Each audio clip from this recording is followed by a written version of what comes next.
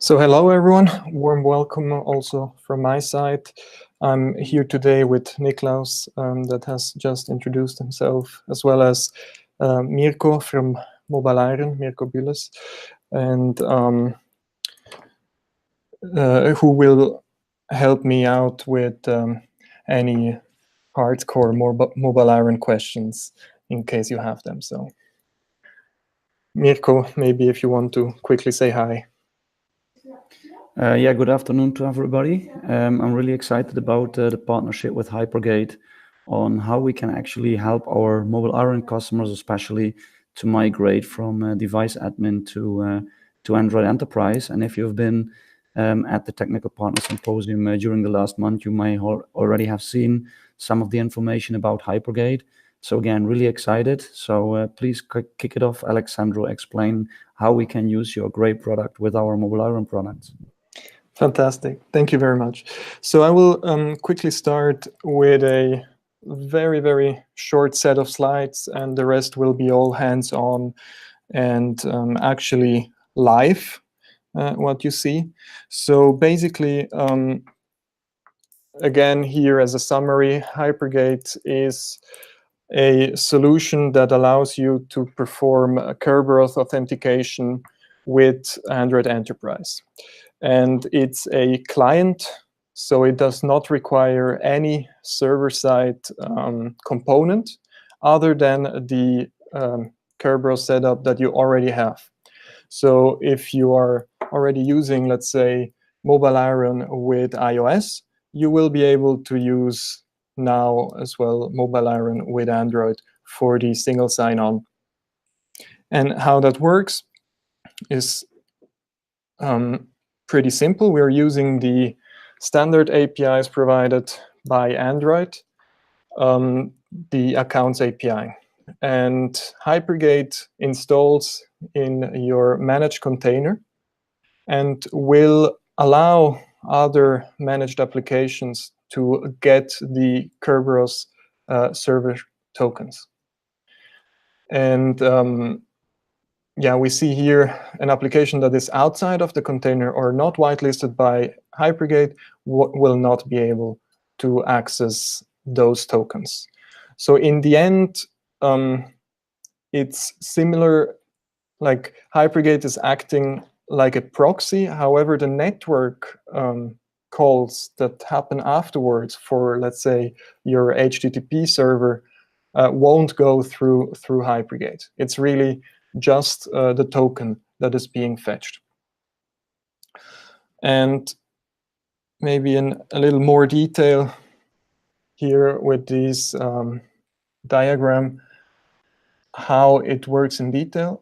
You have basically your managed mobile app on the very left side that tries to consume the Spnego authenticated HTTP server. This can be your SharePoint. Today's example will be using a SharePoint. And your SharePoint will tell the managed app that it wants to perform a negotiate session for the authentication. That's when the managed mobile app, and in our case, this will be native Chrome today, will go and fetch or request the token from Hypergate. Now, if Hypergate already has the ticket granting ticket from the KDC, it will not go to the key distribution center and ask for that, but go and ask directly for the service ticket. However, if Hypergate has never been started before, it will first go and get from your MDM, in this case MobileIron, the managed configurations. And then in those managed configurations, it will know how the realm is called as well as where the KDC is located. And we will be configuring this together during this session. Also, a specialty is that we can use certificate-based authentication. And once you have the ticket granting ticket, it's the very same for username, password, or certificate-based, because after you have the TGT, you can go and request all service tickets that you want. Soon as Hypergate knows the service ticket, it will return this to the managed mobile app that has now been waiting for this flow to succeed. And now it can go and consume the service with the token. This workflow is entirely the standard Android workflow. That's why also Google Chrome works out of the box with it. But you can, of course, develop your own applications using Hypergate as the single sign-on enabler. All right, cool. I think this is already enough from the presentation side, because this should be a very hands-on session over here. So what you can see on the left side is my device, which is enrolled. And on the right side, the MobileIron Core. Let's take this one because I'm already logged in. The MobileIron Core environment. So just to show you, let's see whether this guy over here is refreshing. Okay, cool. So here we have the managed profile. So you can see this is a Pixel phone running Android 9. And you see here Hypergate is not installed yet. However, we already have Chrome. We already have a couple of applications that have been pushed. And they have been pushed using this environment over here. Okay. Now, maybe before we start setting up Hypergate, we want to show to you what is actually happening if Hypergate is not installed and you try to consume a Kerberos secured service. Let me go over here. Okay. So usually we have the fallback on NTLM if, and you see it over here, right? This is NTLM that is kicking in because it couldn't authenticate with Kerberos. And if we take a closer look at the network request, we can perform here a refresh. And then we hit cancel over there. What is happening is that we have two options. Either we go with the negotiate route. This is the SPNEGO Kerberos Authentication for the single sign-on, or we fall back to NTLM. Okay. So if you want to introduce Hypergate and you want to see whether the backends and the services are already capable of authenticating properly, you can check with your inspector, and yes, I mean, this is the same device. With your inspector, you can check whether the backend is going to return the negotiate header. Okay, it's pretty simple. You open up the inspector over here, your device should show up if you have USB debugging enabled, and then you can just refresh and you will see the response headers that your service is returning to you. All right, cool. So now let me go over, I mean, the requirements for these, for Hypergate is that we have tunnel, MobileIron tunnel enabled, because it will talk to the intranet and talk directly to the KDC. So we need that connectivity. And Chrome, by the way, is also using that connectivity here on the left side. Okay, this is one of the requirements. And the other requirement is, of course, that you already are authenticating your service with Kerberos. Cool. All right, then let's start and add Hypergate. It's quite easy. You can hit there, skip this step. Because this account over here is already enrolled to receive the Hypergate package over the Google Play services. For that, we had to enter this enterprise ID into the Google Play Store on the Hypergate side. So if you want to test Hypergate, you will have to share with us your Google Enterprise ID, which can be found here under Services and then Google. Cool. Now let's import the application. Over here, we hit Google Play. Because it's not a public app, you cannot simply search it. Okay, that's why we have to go here with skip this step and manually provide bundle ID and all app details. The package name is chpapers.hypergate. Application name is Hypergate. We'll go here with 7. Description.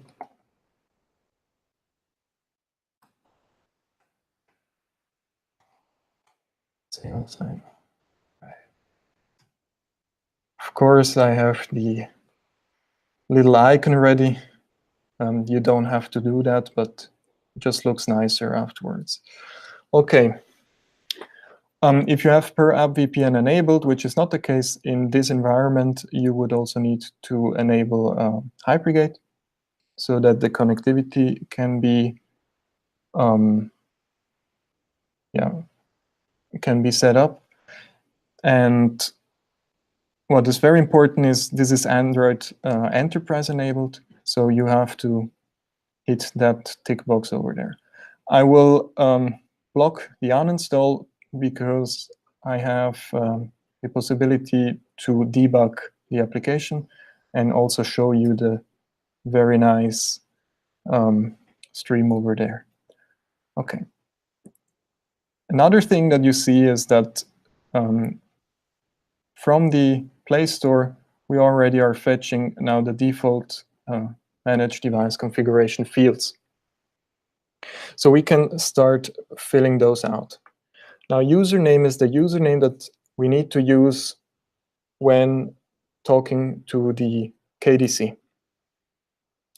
And we could hardcode here a specific user. However, MobileIron allows us also to use per device and per user variables. So not per device, but per user variables. So we're going to use them.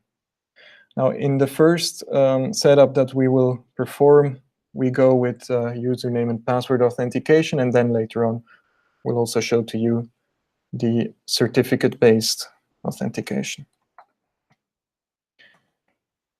Over here, I set up my default realm, and then the key distribution center to use.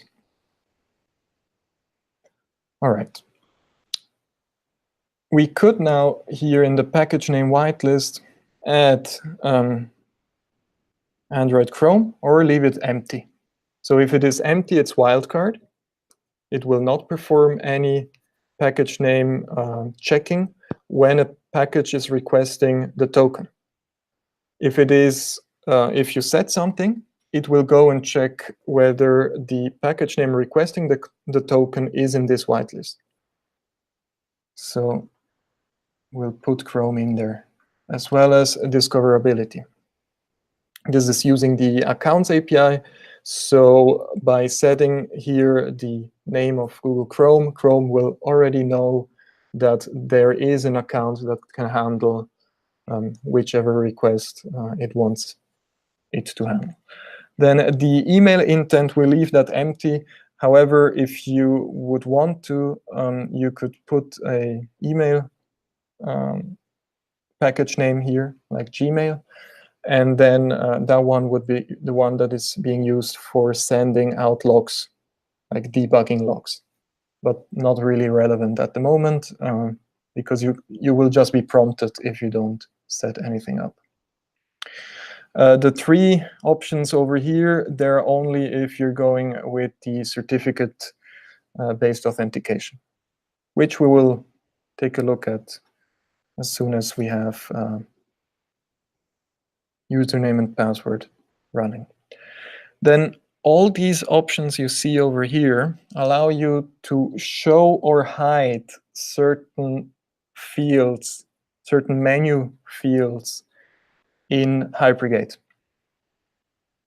So ideally, if you start setting up Hypergate, you will tick all of those because it's easier to troubleshoot if you see the logs, if you can ping the KDC, if you can view the configuration, edit the configuration, and so on and so forth. However, your user in production should not be able to see any of this because it's irrelevant to them.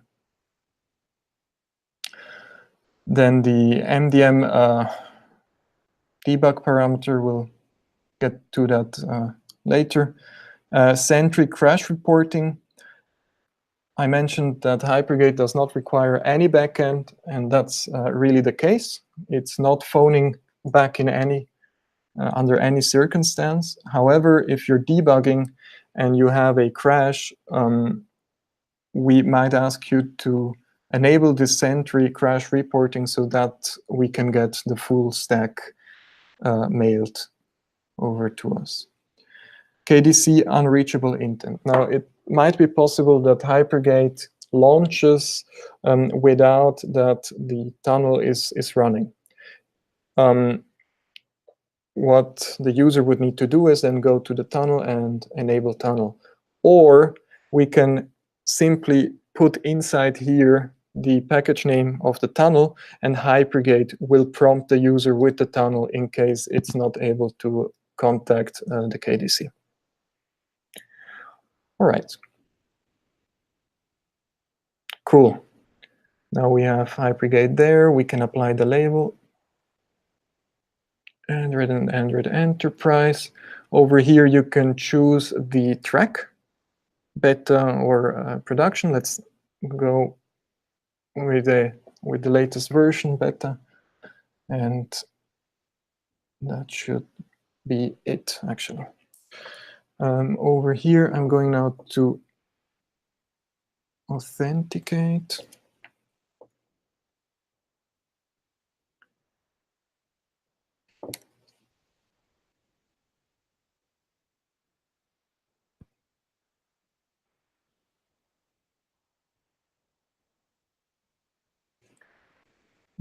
Okay.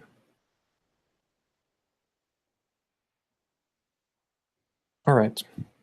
So I just checked in the device now that we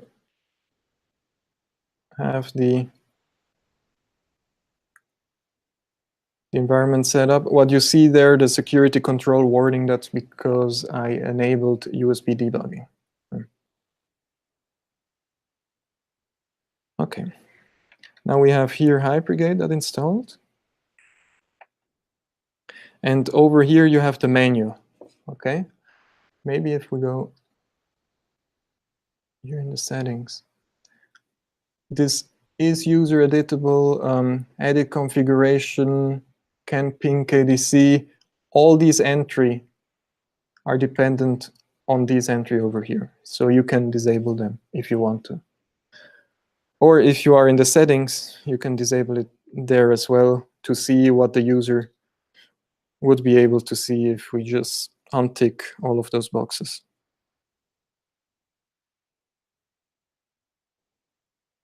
See? And also config can go away entirely, so that the user only sees authentication status and about.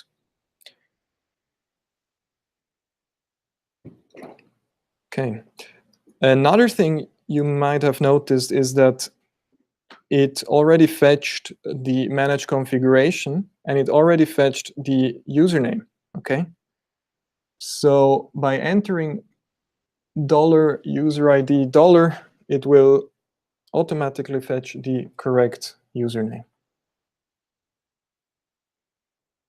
Let me close this one.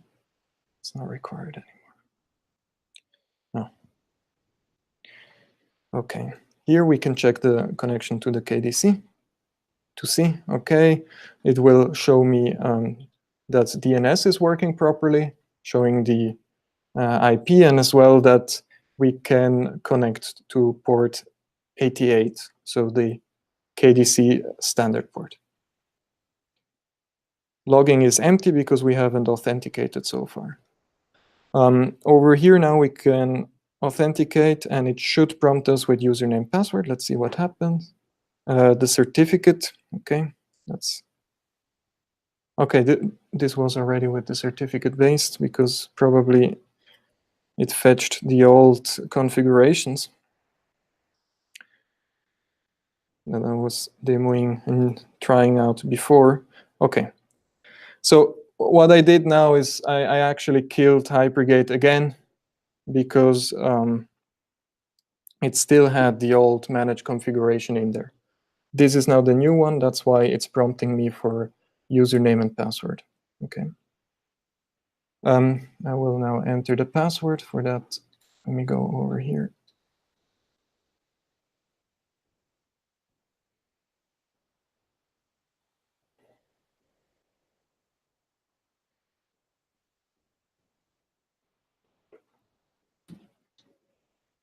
So this is the standard AD password that you have. Okay. We can now hit OK. And it already fetched the ticket, granting ticket, which will expire in 9 hours. The 9 hours are not set by Hypergate. This is your AD configuration. So your Active Directory, or whichever Kerberos server you're using, but let's say you're using Active Directory, this is the configuration that you have there. If the user logs out and in again, we're not storing the password. That's why we request the user to enter the password again. So let me do that. However, during 9 hours with the username password authentication, the user does not need to enter any password after that moment. See over here.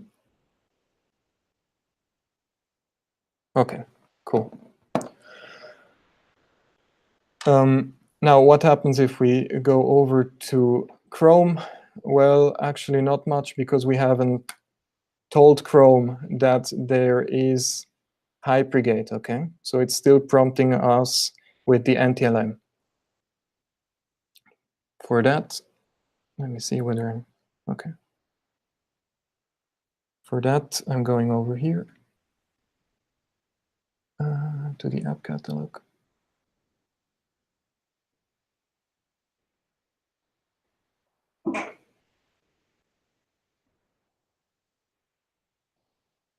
So there are two things that we need to change. First of all,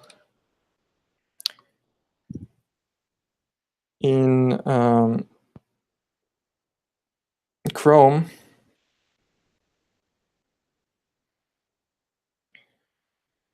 we will see that none of the permissions are set. We require the account's permission, which is this one, always accept.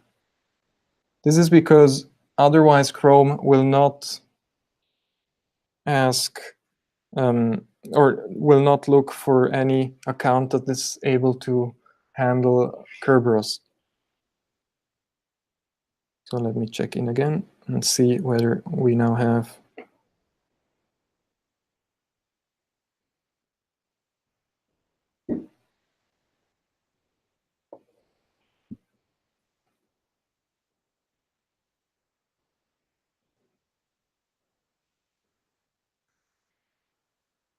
interesting, but this should actually come down with the manage configuration we're going to update. We'll be able to see that in a second. Okay, cool.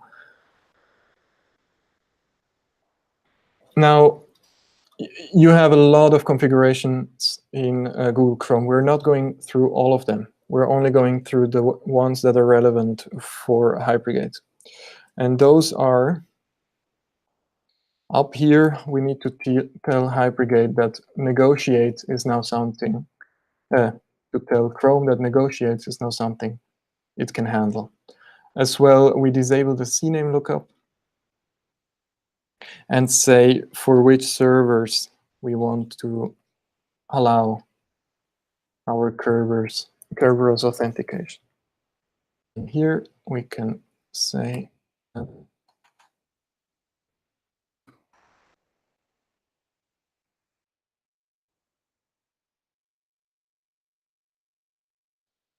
and that should actually be it.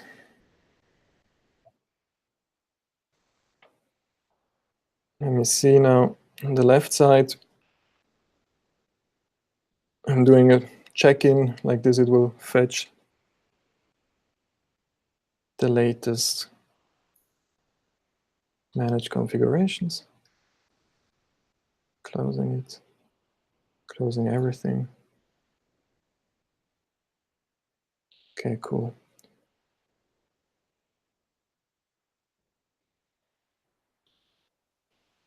All right, this was quite fast. We've seen now that all of a sudden the authentication works immediately for the user. No NTLM is prompted anymore, and we see over here that we have demo 1 already authenticated. We can do this again and go back to site, and it's actually quite fast and all in the background for the user. But that's the case because we have Hypergate already logged in. What happens if we only push Hypergate onto the device and it's not logged in yet, right? Well, in that case, it will open Hypergate. Hypergate will say, okay, I don't have a ticket granting ticket yet, and for this reason, please put in your username and password, which I will do now. Again.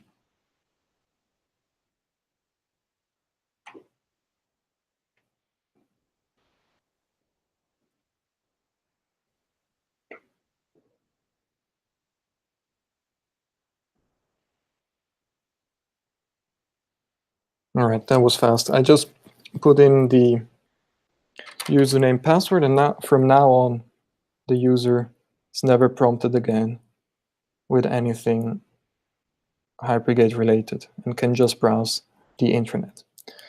This was now the username password authentication that Hypergate provides. Let's now try with, let's try to enable the certificate based. For that, we take away the use username and password instead of certificate authentication and say, okay, certificate-based authentication now is enabled. Here for the alias, you can either go with an empty alias, or you can use, again, variables in MobileIron Core. If you go with these variables, it will automatically choose the correct alias where your client certificate lies. Okay, and this is the certificate that is being pushed onto the device from your SCAP servers. Then we can input here the KDC to use for certificate-based authentication and the certificate itself. Now, for the certificate,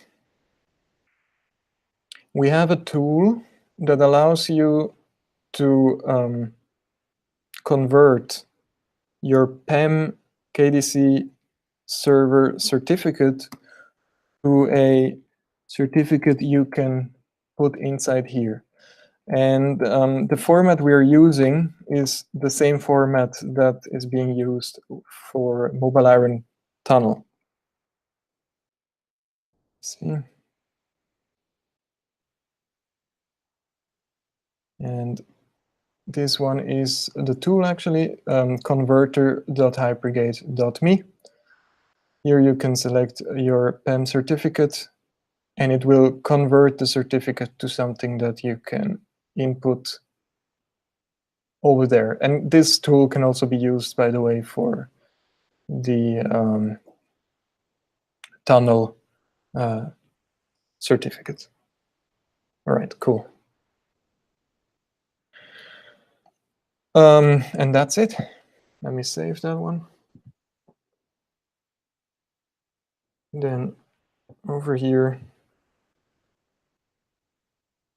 log out first, close the application, check in with MobileIron.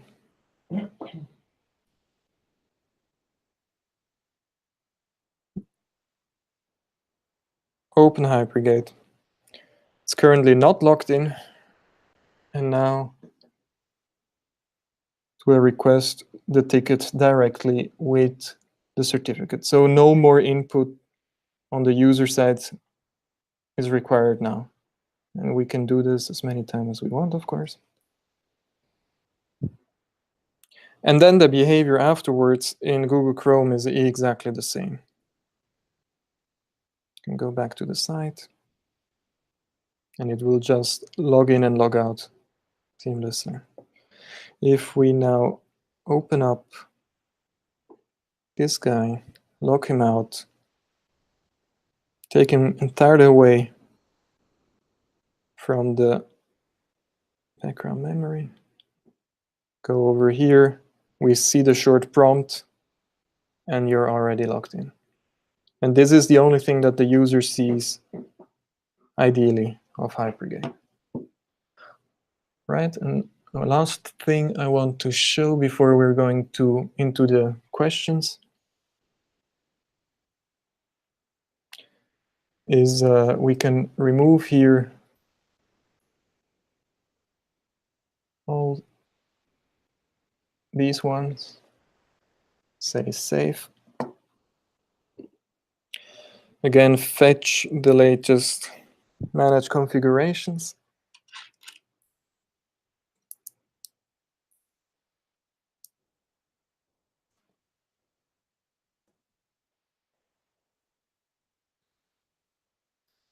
And now the user sees only about an authentication status. Cannot see any logs, anything. All right. I think that's how you set up Hypergate in a MobileIron Cloud Core environment. Maybe before I go into the questions, Mirko, have I forgotten anything?